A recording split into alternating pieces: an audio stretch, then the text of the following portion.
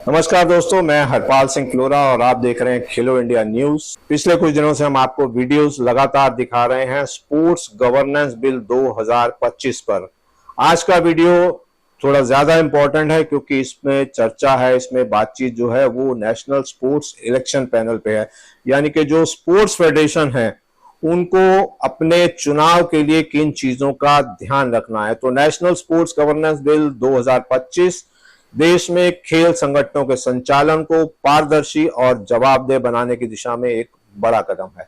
इस बिल के जरिए चुनावी प्रक्रिया को भी निष्पक्ष और स्वतंत्र बनाने पर विशेष जोर देता है। इसी संदर्भ में बिल में एक महत्वपूर्ण प्रावधान है राष्ट्रीय खेल निर्वाचन panel, national sports election panel का गठन।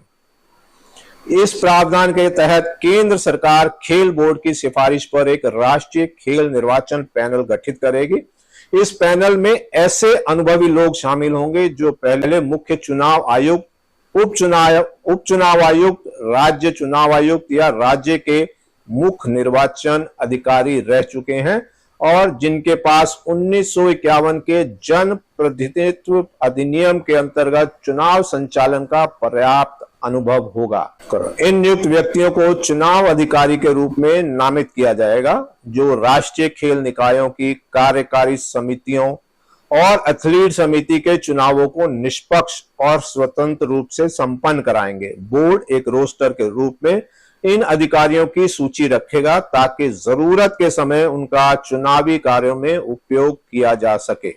इन अधिकारियों को मिलने वाली फीस और अन्य भत्ते केंद्र सरकार द्वारा निर्धारित किए जाएंगे। इसके अलावा सभी राष्ट्रीय खेल निकायों को यह अधिकार दिया गया है कि वे अपनी चुनाव प्रक्रिया की निगरानी के लिए इस पैनल से चुनाव अधिकारी नियुक्त कर सकें। हालांकि अगर किसी अंतरराष्ट्रीय खेल निकाय के नियमों के अनुसार कोई अन्य व्यक्ति ही चुनाव अधिकारी बन सकता है तो उस स्थिति में संबंधित राष्ट्रीय खेल निकाय उस व्यक्ति की योग्यता और अनुभव की जानकारी बोर्ड को देकर उसे नियुक्त कर सकता है। यही प्रक्रिया राज्य और जिला स्तर की यूनिट्स पर भी लागू होगी। ये एक बड़ी बात है क्योंकि ये सिर्फ नेशनल फेडरेशन तक ही सीमित नहीं है, बल्कि अगर राज्य के उनके एसोसिएशन के चुनाव होने हैं या डिस्ट्रिक्ट के चुनाव होने हैं तो उस पर भी ये सभी चीजें लागू होंगी। ये एक बहुत बड़ी बात है और हर राष्ट्रीय खेल निकाय को अपने सहयोगी इकाइयों यानी एफिलिएटेड यूनिट्स में चुनावों के लिए एक अलग इलेक्शन पैनल बनाना होगा जिसमें चुनावी अनुभव रखने वाले सेवानिवृत्त अधिकारी होंगे। इन इकाइयों को अपने चुनाव की निगरानी के जरिए भी उन्हीं अनुभव अधिकारियों में से एक को नियुक्त करना होगा जिससे चुनाव प्रक्रिया पूरी तरह निष्पक्ष, पारदर्शी और भरोसेमंद हो सके। तो मुझे इस नियम, इस कानून के इस हिस्से को लेकर थोड़ा सा संशय है, थोड़ा सा डाउट है क्योंकि राष्ट्रीय फेडरेशन, जो नेशनल फेडरेशन होती हैं, उनके पास फिर भी फंड होते हैं। लेकिन अगर हम राज्य जो उनकी यूनिट्स हैं उनकी बात करें या डिस्ट्रिक्ट यूनिट्स हैं उनकी बात करें तो उनके पास इतना फंड नहीं होता है कि वो इन अधिकारियों के खर्चे जो हैं वो वहन कर सकें। लिमिटेशन पैसे की है और दूसरी एक जो बड़ा सवाल है वो ये कि सरकार के पास कितने ऐसे अधिकारी होंगे और देश के किन किन हिस्सों में इतने अधिकारी होंगे कि वो इन सभी चुनावों को करवा सकें।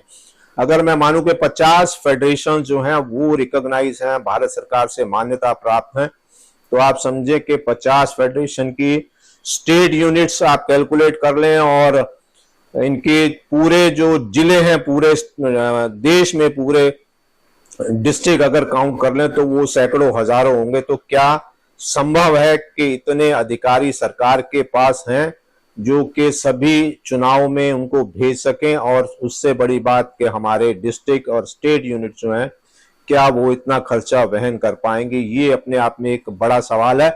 शुरुआत अच्छी है, कोशिश अच्छी है, लेकिन प्रैक्टिकली जो है वो कितना पॉसिबल है ये समय बताएगा।